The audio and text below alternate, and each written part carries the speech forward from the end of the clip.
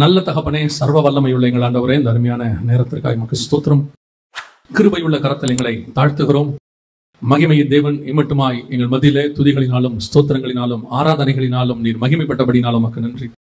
இப்பொழுதும் நீர் எங்களோடு கூட பேசுகிறதான ஒரு நேரம் ஆண்டவரே. உங்களுடைய வார்த்தைகளை அனுப்புவீராக ஆண்டவரே. வார்த்தையினால் புடமிடுவீராக, வார்த்தையினால் ஆசீர்வதிப்பீராக, வார்த்தையினால் எங்களை விருத்தியாக்குவீராக. உங்களுடைய கிருபையுள்ள கரத்தில் எங்களை தாழ்த்துகிறோம். நீங்க பேசுங்க, நீங்க இடைபடுங்க. எங்கள் ஆண்டவர் இயேசு கிறிஸ்துவின் நாமத்தில் பிதாவே. அல்லேலூயா. ஆதியாகமத்தின் புஸ்தகம் 15ஆம் அதிகாரம் 18 முதல் 21 வசனத்துல, அந்நாளிலே கர்த்தர் ஆபிரகாமோடு உடன்படிக்கை பண்ணி எகிப்தின் நதி துவக்கி ஐப்ராத் என்னும் பெரிய நதி மட்டும் உள்ளதும் கேனியரும் கெனிசியரும் கத்மோனியரும் ஏத்தியரும் பெரிஷியரும் ரெப்பாமியரும் எமோரியரும் கானானியரும் கிர்காசியரும் எபூசியரும் என்பவர்கள் இருக்கிறதுமான இந்த தேசத்தை உன் சந்ததிக்கு கொடுத்தேன் என்றார். இது ஒரு ஆபிரகாமுக்கு சொல்லப்பட்டதான வாக்குத்தத்தம் அல்லது ஆசீர்வாதம், எப்படி வேணா வச்சுக்கலாம். ஆண்டவர் இதை ஆபிரகாமுக்கு சொன்னார் என்று சொல்லி பார்க்கிறோம்.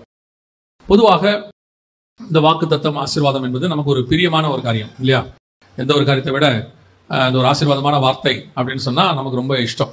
ஆனா எது ஆசீர்வாதம் என்பதுதான் கேள்வி. இப்ப ஆசீர்வாதத்தை எல்லாரும் விரும்புகிறோம், எது ஆசீர்வாதம் என்பதுதான் கேள்வி. இந்த வசனம் சொல்லுகிறது, ஆபிரகாமுக்கு உனக்கும் உன் சந்ததிக்கும் இந்த தேசத்தை நான் உனக்கு கொடுத்தேன் அப்படின்னு சொல்றார். ஒரு வாக்குத்தத்தத்தை சுதந்திரிக்க வேண்டும் என்று சொன்னால் அதற்கு ஆண்டவர் சில வழிமுறைகளை வைத்திருக்கிறார். ஆண்டவர் வாக்கு பண்ணிடுவார், ஆண்டவர் வாக்கு பண்ணிடுறார். ஆண்டவர் பண்ணாமலா இல்ல, ஆண்டவர் வாக்கு பண்றார். ஆனால் அந்த வாக்கை நாம் எப்படி சுதந்திரிக்கிறோம், அதற்கான சில கிரியைகளை கர்த்தர் நம்மிடத்தில் எதிர்பார்க்கிறார். சில காரியங்களை கர்த்தர் நமக்கு சொல்றார். இந்த கடைசி காலத்துல இருக்கிற மிக மோசமான அல்லது தவறான உபதேசங்கள் ஒன்று என்னன்னா, நீங்க என்ன ஒண்ணுமே பண்ண வேண்டாம், கர்த்தர் உங்களுக்கு ஆசீர்வாதத்தை கொடுத்துருவாரு அப்படின்னு சொல்றாங்க. அப்படி எனக்கு தெரிஞ்சு வேதத்துல ஒன்று கூட இல்லை, ஒரு விஷயம் கூட கிடையாது. ஏன்னு சொன்னா எல்லாத்துக்கும் ஏதோ ஒரு கிரியையை கர்த்தர் நம்மிடத்தில் எதிர்பார்க்கிறார். நம்ம கிட்ட இல்லாம கர்த்தர் அதை செய்யறது இல்ல. கிரியை இல்லா விசுவாசம் செத்தது. சிலர் என்ன சொல்றாங்கன்னா, இல்ல கிருபையை கொண்டுதான் நம்ம ரட்சிக்கப்பட்டோம், கிருபையினால நிலையில் இருக்கிறோம், அப்படி இருக்கும்போது கிரியை அவசியம் இல்லை அப்படின்னு சொல்றாங்க. கிருபை கண்டிப்பாக, ஆனால் கிரியை நம்மிடத்தில் கர்த்தர் எதிர்பார்க்கிறார். இப்ப ரட்சிப்பு கிருபையினால் வருகிறது, ஆனால் அதற்கான கிரியையை கர்த்தர் நடப்பித்திருக்கிறார். இயேசு சிலுவையை கொண்டு போகாம ரட்சிப்பு நமக்கு வந்திருக்காரு. இயேசு கல்வாரிக்கு போகாம ரட்சிப்பு வந்திருக்காரு. கிருபையினால வருதுன்னா அவர் கிருபையினால அவரே பரலோகத்துல இருந்து ரட்சிப்பு வந்துச்சுன்னா இல்ல, அவரை தந்தருளி இவ்வளவாய் உலகத்தில் அன்பு தேர்ந்தார். பிதாவே ஒரு கிரியை செய்ய வேண்டியிருக்கு, அவரை தந்தருளி அவர் சிலுவை பாடுகளை சுமக்க வேண்டியிருக்கிறது. அப்படியானால் எல்லாவற்றுக்கும் ஒரு கிரியை இருக்கிறது, கர்த்தர் எதிர்பார்க்கிறார். எனக்கு தெரிஞ்ச வேதத்துல கர்த்தர் சோம்பேறிகளை ஆசீர்வதிக்கிறதே கிடையாது. அது ஆவிக்குரிய சோம்பேறியா இருந்தாலும் சரி, உலக பிரகாரமான சோம்பேறியா இருந்தாலும் சரி. நான் ரட்சிக்கப்பட்டேன், நான் ஞானஸ்நானம் எடுத்துட்டேன், அதனால வீட்டுல மல்லாக்கப்படுத்து ஜோம் பண்ணிட்டே இருப்பேன், கர்த்தர் எனக்கு வானத்தை திறந்து கொட்டுவார்னா கொட்ட மாட்டார். யோசிச்சு பாருங்க, மன்னாவை கொடுக்குற ஆண்டவர் ஏன் அப்பமா கொடுக்கல? இல்லையா? மன்னா தானே போட்டாரு காலையில, அதுக்கு பதிலாக டெய்லி பிரெட்டாவே போட்டுடலாமே. பிரெட்டா, ஏன்னா இப்போ எலியாவுக்கு அப்படித்தானே கொண்டாந்து கொடுத்தாரு, அப்பவும் தண்ணீர் தானே கொண்டாந்து கொடுத்தாரு, தள்ளில் சுடப்பட்ட அடை அப்படிதானே இருக்கு.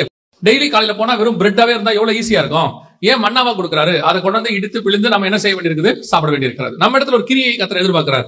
சரி, போடுற ஆண்டவர் அப்படியே பொத்துக்கிட்டு கூடாரத்துக்குள்ளே போட்டிருக்கலாமே, ஏன் நீ போய் காலையில எடுங்கிறாரு? ஒரு கிரியை கர்த்தர் எதிர்பார்க்கிறார். இன்னைக்கு இந்த கிரியை அப்படிங்கறத அவங்க அதான் வசனமா சொல்லுது, ரட்சிப்பு வருகிறது கிருபையினாலே, ஆனால் அது பூரணப்படுவது என்பது நம்ம கையில தான் இருக்கிறது. அப்படிதான் வசனம் சொல்லுது, உங்கள் ரட்சிப்பு பூரணப்பட பிரயாசப்படுங்கள், அனுதினமும் ரட்சிக்கப்பட பிரயாசப்படுங்கள் அப்படின்னு. முடிவு பரியந்தம் நிலைநிற்கிறவனே ரட்சிக்கப்படுவான். அப்ப கண்டிப்பாக நம்ம இடத்துல கர்த்தர் என்ன செய்யறாரு? ஒரு கிரியை எதிர்பார்க்கிறார்.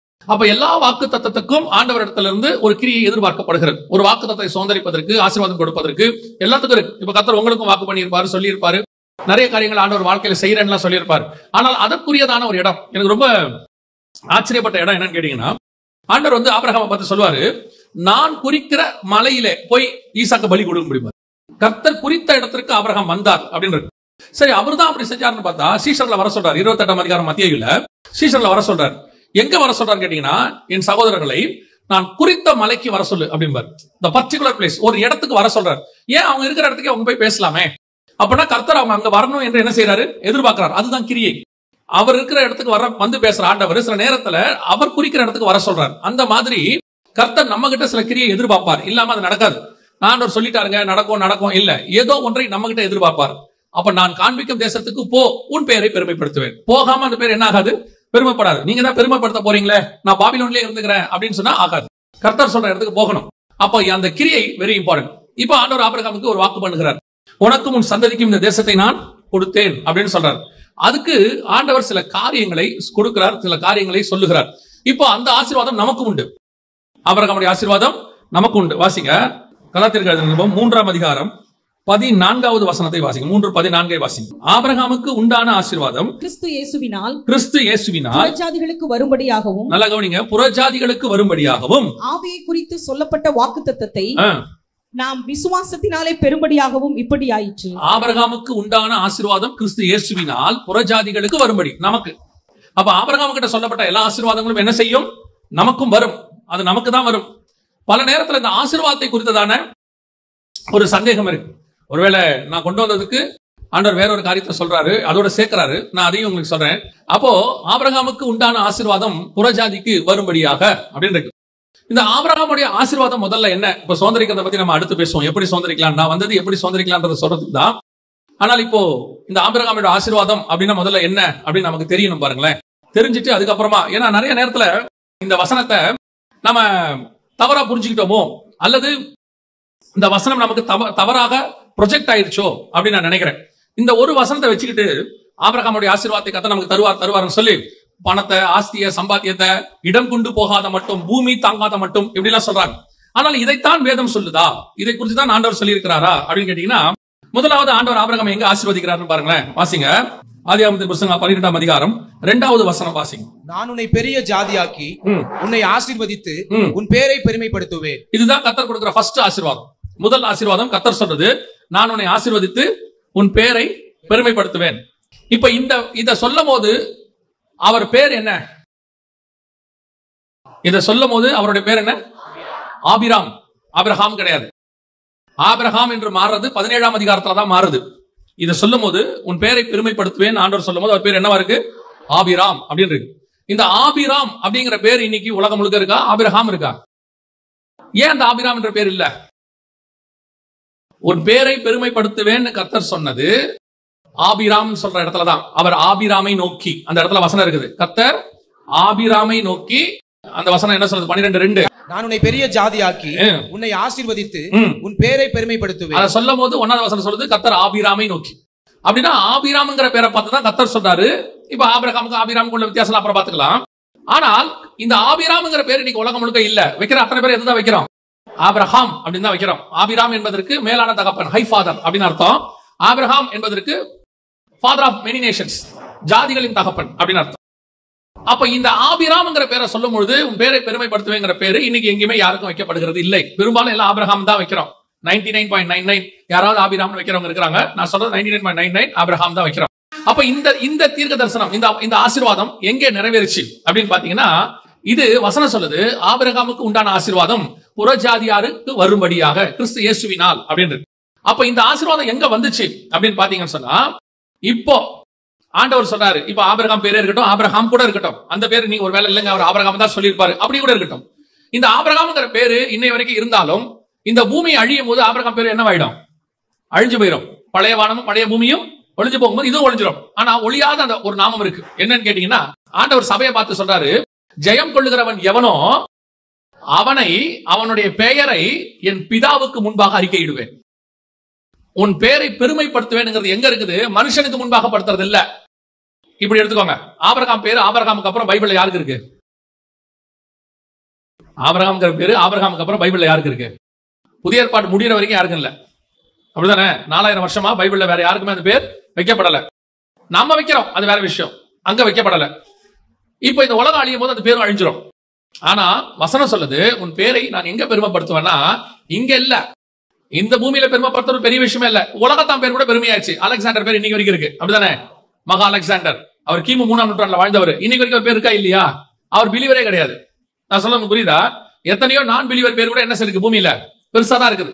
அப்ப கர்த்தர் உண்மையிலே உன் பேரை பெருமைப்படுத்துவது எங்கன்னா இங்க இல்ல, பிதாவுக்கு முன்பாக நம்முடைய பேரை கர்த்தர் பெருமைப்படுத்துவார்.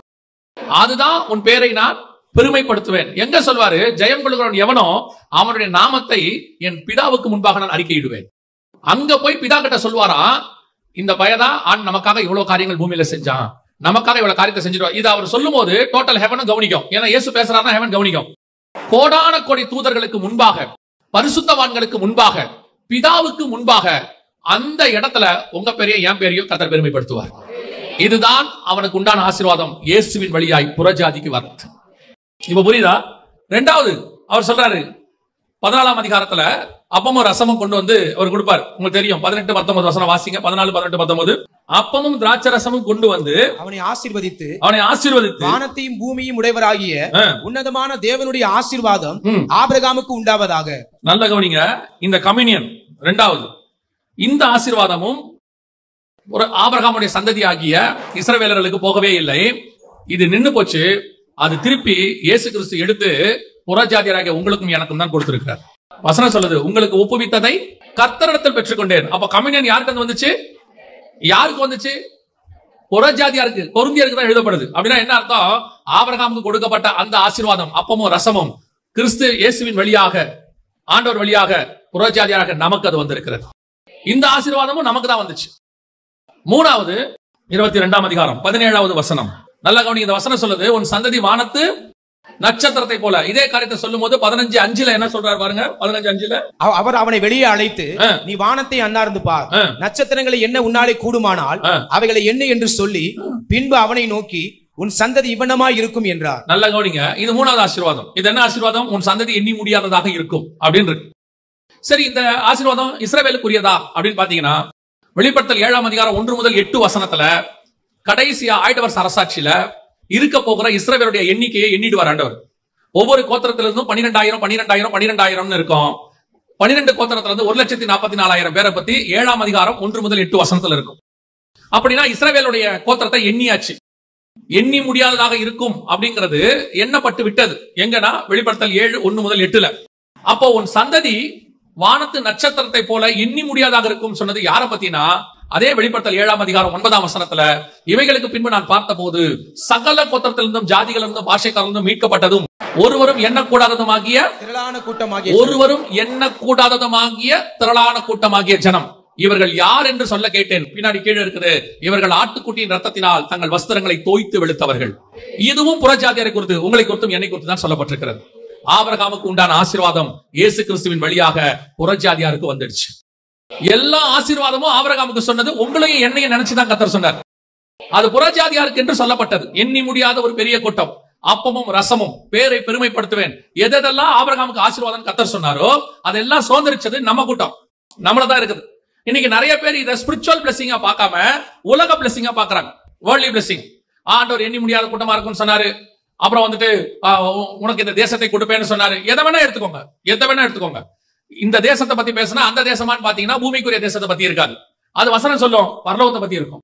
எல்லாமே ஆபிரகாமின் ஆசீர்வாதம் அப்படின்னு ஆண்டவர் சொல்றது அத்தனையுமே புறஜாதியாருக்கு கொடுக்கப்படுகிறது. உங்களுக்கும் எனக்குமான ஒரு ஆசீர்வாதமாக இருக்கிறது. அப்படின்னா இதை சுதந்திரிப்பது எப்படி? இப்ப புரிஞ்சுக்கோங்க. ஆசீர்வாதம் என்பது நாட் அபவுட் மெட்டீரியல். இது ஃபுல்லி பேஸ்ட் ஆன் ஸ்பிரிச்சுவல். அப்போ உலக பிரகாரம் ஆசீர்வாதம் கிடையாதா அப்படின்னு கேட்டீங்கன்னா, வசனம் தெளிவா சொல்லுது, முதலாவது தேவனுடைய ராஜ்யத்தையும் அவர் நீதியையும் தேடுங்கள், பின்பு இவை யாவும் உங்களுக்கு கூட கொடுக்கப்படும். தானா வரும். இதை நீங்க கேட்க வேண்டிய அவசியமே இல்ல. இப்ப என்ன சொல்றோம்? இல்ல கேளுங்கள், அப்பொழுது உங்கள் சந்தோஷம் நிறைவா இருக்கும்படி உங்கள் பரமபிதா கொடுப்பாருன்னு இருக்குது. எதை பத்தி இருக்குதுன்னு பாருங்க. நீங்கள் கேளுங்கள். அதுக்கு முன்னாடி ஆண்டவர் சொல்றாரு, மீன் கேட்டால் பாம்பை தருவாரோ, எல்லாத்தையும் சொல்லிட்டு நீங்கள் கேளுங்கள், அப்பொழுது உங்கள் பரமபிதா தருவாரு. எதை பத்தி தருவாரு? லூக்கால சொல்லுது, நீங்கள் கேளுங்கள், உங்கள் சந்தோஷம் நிறைவா இருக்கும்படி பரமபிதா பரிசுத்த ஆவியை தருவாருன்னு.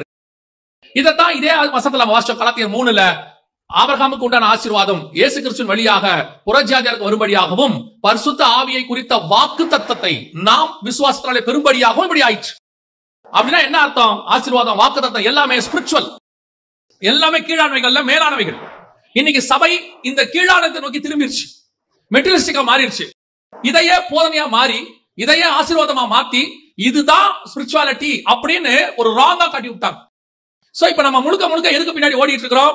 கால் மிதிக்கும் தேசத்தை தருவார். என்ன சொல்றாரு? மிதிக்கிற தேசத்தை தருவார். நீங்க யோசிச்சு பாருங்க, கால் மிதிக்கிற தேசத்தை தருவார் ஆண்டவர் சொன்னாரு. இப்போ இங்க இந்தியாவில கிறிஸ்தவம் வளர்ந்துருக்குதா குறைஞ்சிருக்குதான்னு கேட்டா, இந்தியா நம்ம கைக்கு 2000 வருஷத்துல வந்திருக்குதானா? வராது. ஏன்னா அவர் பேசுறது இந்திய தேசத்தை குறிச்சு அல்ல, அவர் பேசுறது பரலோகத்தை குறிச்சு. அவன் அதையெல்லாம் அதிலும் மேன்மையான பரம தேசத்தை அவன் நாடினான். எந்த ஒரு விஷயத்தை வேணா எடுத்துக்கோங்க, அது முழுக்க முழுக்க ஸ்பிரிச்சுவல். அப்படித்தான் பார்க்கணும். அப்படி இருந்தால்தான் அது உங்களுக்கு ஒரு ஆவிக்குரிய ஆசீர்வாதத்தை கொண்டு வரும். இல்லைன்னா உங்களுக்கு என்ன ஆகும்னு கேட்டீங்கன்னா, உங்களை அப்படியே மாயையான உலக பக்கம் திருப்பிடுவாங்க. நான் சொல்றேன், இந்த இயேசுவை நான் ஏற்றுக்கொண்டு, புறஜாதி மார்க்கத்துல இருந்து இயேசுவை நான் ஏற்றுக்கொண்டு கிட்டத்தட்ட ஒரு 33 வருஷம் ஆகுது. இந்த 33 வருஷத்துல நான் இயேசு கிட்ட தெரிஞ்சுக்கிட்டது ஒண்ணுன்னா, இந்த உலக ஆசீர்வாதங்கிறது இயேசுடைய பார்வைக்கு அப்படிங்கிற மாதிரி ஒரு சின்ன விஷயம். 5000 பேருக்கு சாப்பாடு 5 நிமிஷத்துல ரெடி பண்ணி கையில கொடுத்துருவாரு. மிச்சம் 12 நிறைய கூட நிறைய எடுக்க மாதிரி கத்தர் கொடுப்பார். அதெல்லாம் ஆண்டவருக்கு ஒரு பெரிய விஷயமே கிடையாது. அதுக்காக நாம இவ்வளவு கஷ்டப்படணும்னு அவசியமே இல்ல. அதுக்காகத்தான் இயேசு சிலுவைக்கு போகணும்ன்ற அவசியமும் இல்ல. நம்மள பணக்காரராக்கிறதுக்கு அவர் ஏன் வந்து இங்க சிலுவைக்கு போனோம்? நிறைய பேர் போதிக்கிறாங்க, நம்ம ஐஸ்வர்யனாக்கும்படி அவர் தரித்திரரானார். ஏன் அதுக்கு முன்னாடி எல்லாம் ஏழையா இருந்தாங்களா? பவுல் ஏழையா இருந்தாரு. அதுக்கு முன்னாடி பவுல் பணக்காரனா தானே இருந்தாரு. கொர்நேலியஸ் ஏழையா இருந்தாரா? அவரை பணக்காரராக்கிறதுக்கு இயேசு சிலுவைக்கு போனாரானா? இயேசுக்காக அவங்க ஏழை ஆயிட்டாங்க. அவங்க இயேசுக்காக எல்லாவற்றையும் நஷ்டமும் குப்பையும் என்று விட்டாங்கன்ற ஒழிய நமக்காக அவர் அப்படி. அப்ப அந்த வசனத்துக்கான அர்த்தம் வேற. நம்ம ஐஸ்வர்யனாக்கும்படி சிமரன் சபைக்கு சொல்றாரு, ஐஸ்வர்யம் உள்ளவனா இருந்தும் உனக்கு இருக்கும் தரித்திரத்தை நான் அறிந்திருக்கிறேன். அவர் பேசுறது ஸ்பிரிச்சுவாலிட்டி. இன்னைக்கு சபை வசனத்தை ஸ்பிரிச்சுவலா பார்க்காம லிட்டரலா அப்படியே எடுத்துக்கிச்சு. அதனுடைய விளைவு என்ன ஆயிருச்சு? ஸ்பிரிச்சுவல் வெளிப்பாடு கிடைக்காம போயிருச்சு. சர்ச்சுக்கு சபை பூமிக்குரிய நோக்கியே ஓடுது. இதுக்கு பின்னாடியே இருக்கு. அதனுடைய விளைவாக ஆவிக்குரிய ஆசீர்வாதத்தை சுதந்திரிக்கவே முடியல கடந்த 30-40 வருஷமா. அதுக்கு முன்னாடி அப்படி இல்ல. இதுக்கு முன்னாடி இருந்த பரிசுத்தவான்கள் ஸ்பிரிச்சுவாலிட்டி தான் கான்சென்ட்ரேட் பண்ணாங்க. வேர்ல்ட்லியா கான்சென்ட்ரேட் பண்ணல. அவங்க முழுக்க ஸ்பிரிச்சுவாலிட்டி கான்சென்ட்ரேட் பண்ணாங்க. வேர்ல்ட்லியாவும் கர்த்தர் அவங்களை ஆசீர்வதிச்சார், பிளஸ் பண்ணார். என்ன வேணுமோ அதை கர்த்தர் கொடுத்தார். அவங்கள ஒன்னும் ஆண்டவர் கொடுக்காமல விடல. இன்னைக்கு நீங்க எதுக்கு பின்னாடி ஓடுறீங்க? உங்களுக்கு 23 சங்கீதம் தெரியும் நினைக்கிறேன். என் ஜீவனுள்ள நாளெல்லாம் நன்மையும் கிருபையும் என்னை தொடரும். அதோட அர்த்தம் என்னன்னா, கர்த்தர் மேய்க்கிற இடத்துல நான் மேய்ஞ்சிக்கிட்டே இருப்பேன், நன்மையும் கிருபையும் பின்னாடி வந்துகிட்டே இருக்கும் அர்த்தம். அவ்வளவுதான். இன்னைக்கு நீங்க என்ன பண்றோம்? நாம எல்லாரும் நன்மையை கிருபையை தேடி ஓடிட்டு இருக்கிறோம். கர்த்தர் பின்னாடி வர மாட்டார். கர்த்தர் சொல்ற இடத்துல நம்ம மேய்ஞ்சிக்கிட்டே இருந்தோம்னா நன்மையும் கிருபையும் பின்னாடி தானா வரும். அந்தந்த காலகட்டத்தில் அது தானா வரும். நம்ம கேட்க வேண்டியதே இல்ல. அப்பப்போ என்னென்ன வேணுமோ அதை ஆண்டவர் கொடுத்து ஆசீர்வதிக்க வல்லமை உள்ளவராக இருக்கிறார். அல்லேலூயா. அப்ப நம்முடையதான தேவை என்ன? அதுதான் எது உண்மையான ஆசீர்வாதம், அதை நீங்க புரிஞ்சுக்கணும். இப்போ அந்த மெய்யான ஆசீர்வாதத்தை பற்றி இப்போ உங்களுக்கு புரிஞ்சிருக்கும். ஆபிரகாமுக்கு ஆண்டவர் எதெல்லாம் சொன்னாரோ எல்லாமே எதை பத்தி இருக்குது? ஸ்பிரிச்சுவாலிட்டி, மேலானவைகளை குறித்து இருக்கு. இப்போ இங்க ஆண்டவர் ஒரு வார்த்தை சொல்றாரு. ஆதியாகமத்தின் புத்தகம் 15ஆம் அதிகாரம் நான் வாசிச்ச வசனத்துல, நீ நிற்கிற இந்த தேசத்தை, இந்த பூமியை உனக்கும் உன் சந்ததிக்கும், இந்த தேசத்தை உன் சந்ததிக்கு கொடுத்தேன் என்றார். இதை சுதந்திரிப்பதற்கு, இந்த தேசத்தை சுதந்திரிப்பதற்கு ஆபிரகாம் என்னென்னலாம் செய்தார், ஆண்டவர் என்ன காரியம் சொல்றாரு, அவர் சந்ததி என்ன செஞ்சுச்சு, அதுதான் நாம இன்னைக்கு பார்க்க போகிறோம். ஆக்சுவலா இதுதான் நீங்க உங்களோட கூட பேச வேண்டியதான மிக முக்கியமான செய்தியாக இருந்துச்சு. என்னை எப்படி சுதந்திரிப்பதற்கு அவர்கள் என்ன செய்தார்கள் அப்படின்னு சொன்னா, முதலாவது வாசிங்க ஆதியாகமத்தின் புத்தகம் 13ஆம் அதிகாரம் 17வது வசனத்தை வாசிங்க. நீ எழுந்து தேசத்தின் நீளமும் அகலமும் அம்மட்டும் நடந்து திரி, உனக்கு அதை தருவேன் என்றார். நல்லா கவனிங்க. முதலாவதாக ஆண்டவர் தேசத்தை சுதந்திரிப்பதற்கு கர்த்தர் கொடுக்கிற ஃபர்ஸ்ட் வேலை என்ன அப்படின்னா, நீ தேசத்தின் நீளம் அகலம் எந்த மட்டோ அந்த மட்டும் நடந்து திரி, அதை நான் உனக்கு தருவேன் என்றார். அப்ப நல்லா புரிஞ்சுக்கொள்ளுங்க. ஆண்டவர் உங்களுக்கு வாக்கு பண்ணினதுக்கு முதலாவது நாம் செய்ய வேண்டியது என்ன அப்படின்னு கேட்டீங்கன்னா, நடந்து திரி அப்படின்னு சொல்றாரு. காட் நம்ம கிட்ட ஒரு கிரியை எதிர்பார்க்கிறான்னு சொன்ன இல்லையா, அதுல ஃபர்ஸ்ட் பாயிண்ட் நடந்து திரி. நீங்கள் அதுக்கு செய்ய வேண்டிய ஒரு வேலை இருக்கு. இதுல ரொம்ப ஆச்சரியப்படுற ஒரு விஷயம் இருக்கு. நான் அந்த வசனத்தை வாசிக்கும் போது ரொம்ப ஆச்சரியமா எனக்கு இருந்துச்சு. அதை நீங்க தொடர்ந்து வாசிங்க. தேசத்தின் நீளம் அகலம் மட்டும் அந்த மட்டும் நடந்து திரி, அதை நான் உனக்கு தருவேன் என்றார். இப்ப கர்த்தர் என்ன பண்றாரு, அதனுடைய எல்லைகளை சொல்றாரு. அது எல்லை என்ன அப்படின்னு ஆண்டவர் சொல்றாரு. 15ஆம் அதிகாரம் 18வது வசனம் வாசி. அந்நாளில் கர்த்தர் ஆபிரகாமோட உடன்படிக்கை பண்ணி எகிப்தின் நதி துவக்கி ஐபிராத் நதி என்னும் பெரிய நதி மட்டும் உள்ளதும். இப்போ ஒரு எல்லையை குறிக்கிறார். எகிப்தின் நதி துவக்கி ஐபிராத், யூப்ரட்டிஸ் அண்ட் நைல் ரிவரையும் யூப்ரட்டிஸையும் எல்லையா குறிக்கிறார். 2 பக்கம் குறிக்கிறார். ஆனா இவர் இருக்கிறது உங்க புரிதலுக்காக சொல்றேன். யூப்ரட்டிஸ்ங்கிறது ஈராக்ல இருக்கு, நைலுங்கிறது ஈஜிப்ட்ல இருக்கு. ஆனா இவர் இருக்கிறது இஸ்ரேலுக்குள்ள உட்கார்ந்து இருக்கிறாரு. உட்கார்ந்து இருக்கிறவர் பார்த்து கர்த்தர் சொல்ற வார்த்தை, நீ தேசத்தின் நீளம் அகலம் எந்த மட்டும் அந்த மட்டும் நடந்து திரி, அதை நான் உனக்கு தருவேன் அப்படிங்கிறார்.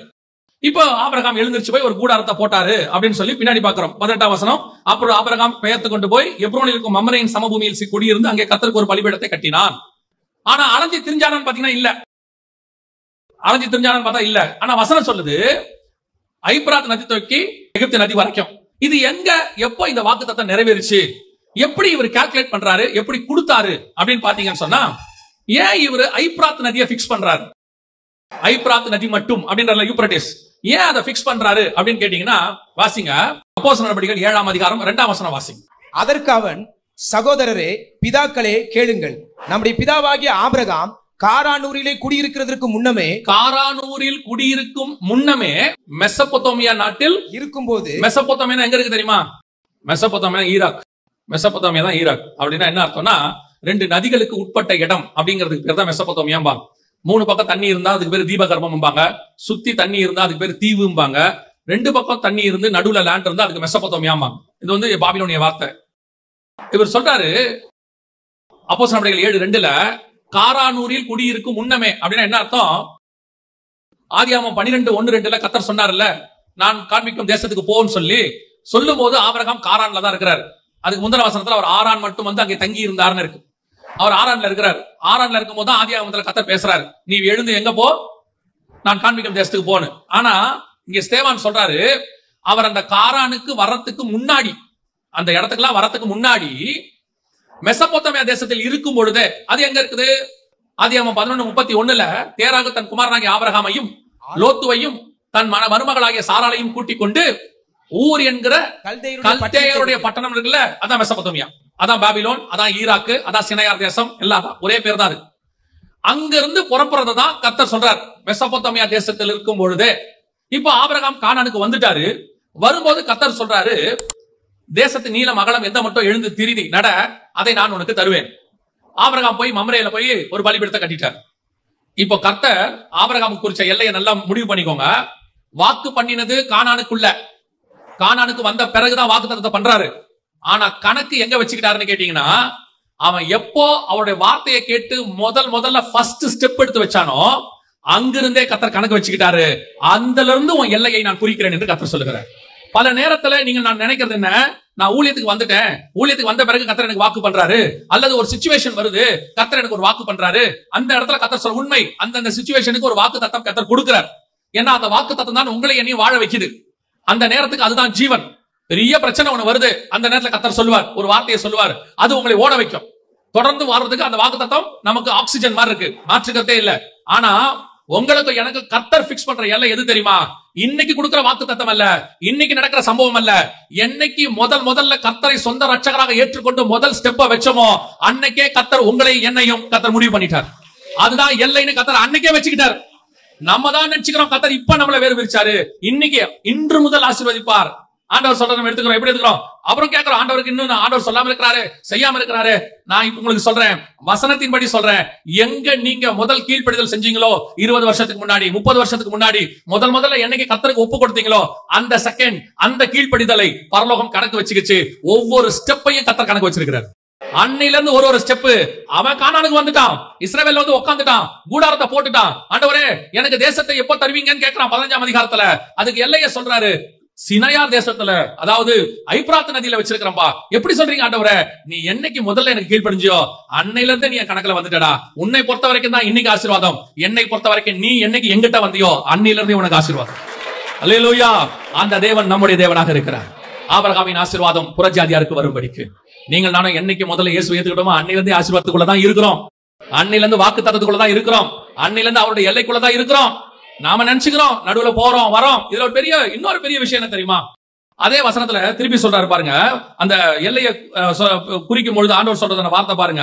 15ஆம் அதிகாரத்துல அந்த வசனத்தை திருப்பி வாசிங்க. அந்நாளிலே கர்த்தர் ஆபிரகாமோடு உடன்படிக்கை பண்ணி எகிப்தின் நதி துவக்கி ஐப்ராத் என்னும் பெரிய நதி மட்டும் உள்ளதும். எந்த நதி துவக்கி? எகிப்தின் நதி துவக்கி. அப்படின்னா என்ன அர்த்தம்? ஆபிரகாம் எப்ப எகிப்து போனாரு? 13ஆம் அதிகாரத்துல பஞ்சம் வந்த உடனே ஆபிரகாம் எங்க போயிட்டாரு? எகிப்துக்கு போயிட்டாரு. எகிப்துக்கு போய் அங்க போய் பார்வோன்ட்ட பிரச்சனை வந்து ஆகாரம் கூட்டிக்கிட்டு திருப்பி வந்துட்டார், கானானுக்கு வந்துட்டார். ஆனா இவர் என்ன சொல்றாரு? ஆபிரகாம், நீ என் சொல்லுக்கு கீழ்ப்படிந்து நீ எங்க போன? நீ அங்க இருந்து புறப்பட்டிய ஐப்ராத்ல இருந்து, அங்க இருந்தே கணக்கு வச்சுக்கிட்டேன். சில நேரத்துல நீ கொஞ்சம் அப்படி வழி விலகி வெளியே போன பாரு, வழி விலகி போய் அந்த இடத்துல வந்துட்டு எகிப்துல இருந்து திருப்பி வந்த பாரு. அந்த ஸ்டெப்பையுமே நான் கணக்கு தான் வச்சுக்கிட்டேன்.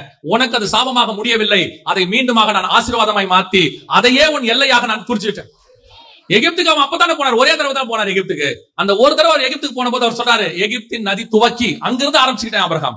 பல நேரத்தில் நம்ம ஆவிக்குரிய வாழ்க்கையில பின்மாற்றம் அடைகிறோம், கொஞ்சம் பின்னாடி போறோம், கொஞ்ச நாள் ஆண்டவர் விட்டு தூரம் போறோம், திருப்பி வரோம், மனம் திரும்புறோம். நம்ம என்ன நினைச்சுக்கிட்டோம்? ஆண்டவர் விட்டு போயிட்டேன், இப்ப திருப்பி புதுசா வந்திருக்கிறேன். உண்மைதான், புதுப்பிச்சுட்டாரு எல்லாம். ஆனா அந்த இடைப்பட்ட காலம் இருக்குல்ல, அந்த பின்மாற்றம் அடைஞ்ச காலத்தை கர்த்தர் கணக்கு வச்சுக்கலையா, அதை கூட உனக்கு ஆசீர்வாதமா தான் மாத்தி கொடுக்கிறாராம். நான் என் தேவனை பொறுத்த வரைக்கும் நான் அனுபவிச்சதை சொல்றேன். நாம விழுந்தாலும் அந்த வீழ்ச்சியில கர்த்தர் நம்ம எப்படி தூக்கி எடுத்து ஆசீர்வாதமாய் மாத்துவார் என்பதை கர்த்தர் இருக்கு. அது தேவனால் முடியும். எப்படி முடியும் சொல்றீங்க? நான் உங்களுக்கு சொல்றேன். இப்போ இஸ்ரவேல் ஜனங்க கானானுக்குள்ள போனாங்க. போன உடனே அங்க பார்த்தா ராட்சதர்கள் இருந்தாங்க, ஜெயின்ஸ் இருந்தாங்க. பார்த்த உடனே இவங்களுக்கு ரொம்ப இதாயிருச்சு. ஐயோ, ஜெயின்ஸ் எல்லாம் இருக்கிறாங்க, அப்படின்னு சொல்லிட்டு திருப்பி வந்துட்டாங்க. வந்த உடனே நம்ம ஆண்டவர் ஒரு வார்த்தை சொல்வாரு, நீங்க போய் 40 வருஷம் சுத்தி வாங்க பாரு. 40 நாள் சுத்தி பார்த்ததுக்கு என்ன பண்ணுங்க? இத பாக்குறதுக்கு எப்படி இருக்கும்னு தெரியுங்கன்னா, அவங்கள கர்த்தர் தண்டிச்ச மாதிரி இருக்கும். அவங்களுக்கும் எப்படி இருந்துச்சுன்னா, அந்த வழி மனமடி உண்டாக்கிட்டு இருக்க என்ன ஆகமத்துல அந்த வழி அவங்களுக்கு என்ன உண்டாச்சு? மனமடிவு. என்னன்னா 40 வருஷம் சுத்தணுமா அப்படின்னு சொல்லி பாக்கிறதுக்கு நமக்கும் அப்படிதான் இருந்துச்சு. இந்த வேதத்தை நான் படிச்சதுல 2 காரியம் இருக்கு. ஒன்று, கிறிஸ்துவை அறிகிற அறிவன் பிலிப்புல இருக்கும். அதுவே பேதுருல வரும்போது தேவனை அறிகிற அறிவன் இருக்கும். கிறிஸ்துவ அறிஞ்சாதான் நீங்க தேவனை அறிய முடியும். என்னை அல்லாமல் ஒருவனும் பிதாவிடத்துல வரான், என்னை கண்டவன் பிதாவை கண்டான். 2 அறிகிற அறிவு இருக்கு. அதுல ஒண்ணு கிறிஸ்துவை அறிகிறது. நான் இந்த 2 அறிவுல கிறிஸ்துவை அறிகிற அறிவுல பார்த்தது ஒண்ணு என்னன்னு கண்டுபிடிச்சேன்னா, நம்ம பிதாவாகிய தேவன் வாயிலிருந்து சாபங்கிற வார்த்தை வரவே வராது. எப்படிங்க சொல்றீங்க? ஏன்னு சொன்னா, அவர் டிசைன்லயே சாபம் இல்ல. உள்ள ஒண்ணு இருந்தா வெளியே வரும். அவர் டிசைன்லயே சாபம் இல்ல. அவர் சாபமா சொல்ற எல்லா விஷயமும் ஏதோ ஒரு விதத்துல உங்களுக்கு எனக்கு ஆசீர்வாதமா தான் இருக்கும். அது நம்ம புரிஞ்சுக்கிறது கஷ்டம். எப்படிங்க சொல்றீங்க? இப்ப நிறைய பேர் சொல்லுவாங்க, இப்போ ஆண்டவருடைய ஆதாம பார்த்து சொன்னாரு, நீ சாகவே சாவாய். அந்த மரணம் ஆசீர்வாதங்கிறீங்களா சாபங்கிறீங்களா? ஒருவேளை மனுஷன் அந்த நன்மை தீமை அறிந்த கனியை சாப்பிட்டுட்டு சாகாம ஜீவனோடு கூட இருந்தானா அவன் பிசாசா மாறிடுவான். தீமையோட என்னன்னைக்கும் உயிரோட இருந்தா அவன் பேர் என்னது? பிசாசு. அவனை மனம் திரும்பணும்னா அவனுக்கு மரணம்ங்கிறத ஒரு டெஸ்டினேஷன் வச்சாரு. இப்ப கூட பாருங்க, எதுக்குள்ள நீங்க ரட்சிக்கப்படணும்? மரணத்துக்குள்ள ரட்சிக்கப்படணும். மரணத்துக்குள்ள ஞானஸ்நானம் எடுக்கணும். இந்த மரணம் தான் டெஸ்டினேஷன். பாவம் செய்யாம இருக்கும் போது மரணம் கிடையாது, மரணம் சமமா இருக்கு. ஆனா பாவம் செஞ்சிட்டீங்களா, அந்த மரணம் தான் நமக்கு மிகப்பெரியதான ஒரு டெஸ்டினேஷன். இப்ப நீங்க மரணமே இல்ல, ஒரு ஆட்ட போய் சுவிசேஷம் சொல்றீங்க, என்ன சொல்லுவீங்க? இயேசுவை ஏத்துக்கோப்பா, உன் பாவம் மன்னிக்கப்படும். மன்னிக்கப்பட்டு பரலோகத்துக்கு போவே, அதான் மரணமே இல்லையே. நரகத்துக்கு போவே, அதான் மரணமே இல்லையே. எங்கேயுமே போக மாட்டோமே, அப்புறம் எதுக்கு ரட்சிக்கப்பட போற? நீ சாவறதுக்குள்ள அதான் சாவே இல்லையே. அப்ப அந்த மரணம் என்பது கர்த்தர் பிக்ஸ் பண்றது. 2வது சொல்வாரு, நெத்தி வேர்வை நிலத்துல விழும், நீ விழுந்து சாப்பிடுவ, அந்த வேர்வையில சாப்பிடுவ. நிறைய பேர் அதை சாபம்ங்கிறாங்க. கர்த்தர் ஏன் அதை சொன்னாருன்னா, இப்ப நீ பாவம் செஞ்சுட்ட, இனிமேட்டு உன் உடம்புல வந்து வியாதி வரும், பலகீனம் வரும். நீ வாழ்ற வரைக்கும் வியாதி இல்லாம வாழ்றதுக்கு அந்த உழைப்பு வேர்வை தான் நல்லது. நீ அதை பிக்ஸ் பண்ணிக்கோ, அது உனக்கு நல்லது. இப்ப பாருங்க, நம்மால அத்தனை பேருடைய மைண்ட் செட் என்ன? வேர்வை இல்லாம வேலை பார்க்கணும், ஒயிட் காலர் ஜாப். ஏசியில போய் உட்காந்து வேலை பார்க்கணும், ஃபேனுக்கு கீழே வேலை பார்க்கணும். கரெக்ட். எல்லாம் வேலை பார்த்துட்டு 40 வயசுக்கு மேல டாக்டர்கிட்ட போனோம். டாக்டர் சொல்றாரு, நல்ல வேர்க்க விறுவிறுக்க வாக்கிங் போங்க, நல்ல வேர்க்கட்ட உடம்பு, நல்லா வாக்கிங் போங்க. இவன் வேலையை தனியாவும் வாக்கிங்க தனியாவும் செய்யறான். கர்த்தர் சொல்றாரு, 2ஐயும் சேர்த்தே செஞ்சிருன்னு சொன்னார். அவ்வளவுதான். நல்லா கவனிச்சு பாருங்க, இந்த டெக்னாலஜி எல்லாம் வரதுக்கு முன்னாடி நல்ல வேலை பார்த்துக்கிட்டே இருப்பாங்க. 70-80 வயசு வரைக்கும் சுகர் கிடையாது, பிபி கிடையாது, எது கிடையாது. எதுக்கு சொல்றேன்? அந்த காலத்துல பாருங்க, அவர் சொல்றாரு, நல்லா வயக்காட்டுல வேலை பார்ப்பாராம், 6 பேக் கேட்காம இருக்கு. ஏன்? ஆண்டவர் சொன்னாரு, வேர்வையோட கூட உன் வாழ்க்கை இருக்கட்டும், சூப்பரா இருக்கும், ஃபர்ஸ்ட் கிளாஸா. அதே மாதிரிதான் ஏவாளுக்கு சொன்னாரு, பிள்ளை பெறும்போது உன் வியாதி என்ன செய்வேன்? பெருக பண்ணுவேன் சொன்னாரு. இன்னைக்கு யோசிச்சு பாருங்க, பிரசவ வலி வருது, ஹாஸ்பிட்டலுக்கு போனோம்னா முதல் கேள்வி என்ன கேக்குறாங்க? வலி வந்துருச்சா அப்படின்னு கேக்குறாங்க. உண்மையான வலியா அப்படின்னு பாக்குறாங்க. வலி வந்தாதான் ஹாஸ்பிட்டல்ல அட்மிஷன் போடுவாங்க. அந்த வலி பெரிய பெனிஃபிட். உங்களுக்கு சைக்காலஜிக்கலி சொல்றேன், டாக்டர் சொன்னது சொல்றேன். இந்த பிரசவ வலி இருக்குல்ல, அந்த வலியை ஃபேஸ் பண்ற பெண்ணுக்கு ரெஸ்ட் ஆஃப் த லைஃப் ஃபேமிலில வர எல்லா ப்ராப்ளத்தையும் ஃபேஸ் பண்ற அளவுக்கு சைக்காலஜிக்கலி ரெடி ஆயிடுமா. அதனாலதான் அந்த காலத்துல இந்த காலம் வரைக்கும் குடும்பத்துல பெரிய பிரிவினை வராம இருந்துச்சு. எப்ப சிசேரியன் வந்துச்சோ பிரிவினையும் வந்துருச்சு, டிவோர்ஸ் அதிகமாயிருச்சு. காரணம், எதையும் தாங்க முடியற மனப்பக்குவமே இல்லையாமா. டாக்டர் சொல்றாங்க, நான் சொல்லல. கர்த்தர் எதை சொன்னாலும் அவருக்கு பின்னாடி ஒரு ஆசீர்வாதம் இருக்கும். ஆண்டவருக்கு சபிக்கவே தெரியாது. அவர் ஒரு சாபமா சொல்ற மாதிரி இருக்கும், அதுக்கு பின்னாடி நமக்கு தான் ஆசீர்வாதம் இருக்கும். ஏன்னா அவர் தகப்பன். அவரால உங்களை என்னையும் மீட்கத்தான் முடியுமே ஒழிய உங்களை என்னையும் அழிக்கணும்னு ஒரு நாளும் அவர் நினைக்கவே மாட்டார்.